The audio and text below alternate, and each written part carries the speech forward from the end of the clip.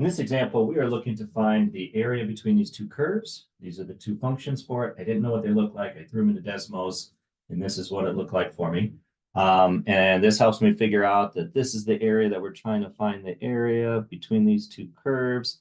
It also tells me that the red graph, which is this rational, is our top function, and then just this y equals 1 is our lower function.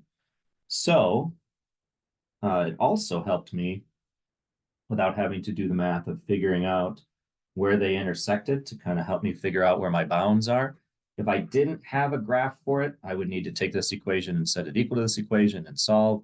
But because of the graph, I'm looking at my scale and we are intersecting at a -1 and a +1. So that's perfect. That gives me my bounds. So my top equation is the 2 over 1 plus x squared. And we're going to subtract out the lower equation, which is just 1. And so we're going to do the antiderivative of that. So these are totally different looking equations. So I'm actually going to do the area of this, totally independent of doing the area of this. This piece right here, I'm going to pull the 2 off of it, -1 to 1, and then it turns into 1 plus x squared dx, and then minus -1 to 1 of just a 1 dx. So that one's going to be straightforward. This one is an inverse trig. So that a value for us is a 1, so then it doesn't do anything special to the denominator, so it ends up just being the inverse tangent. So this becomes 2 times inverse tan of x from -1 to +1 minus antiderivative of 1 is x from -1, +1. All right, so this one's going to take a little work. We're going to do this 2, I'm going to do kind of after the fact. We are doing the inverse tangent of 1 minus the inverse tangent of -1.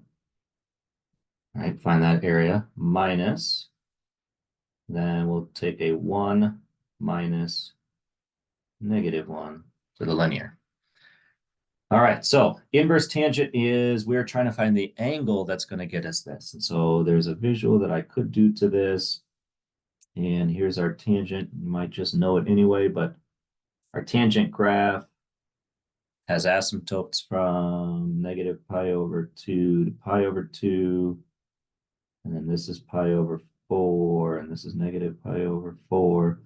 And this has a height of 1, this has a height of -1. And then the graph kind of does this in between. So if I'm doing the inverse tangent, I'm trying to figure out what angle gives us a height of 1. And that's going to be π/4. And what gives us a -1? That's going to be -π/4. So we have a 2 times π/4 minus -π/4. And then times 2. And then minus over here, we're going to have a 2. So if I keep going, I have a π/4 plus a π/4, which is a 2π/4, which is π/2 minus the 2.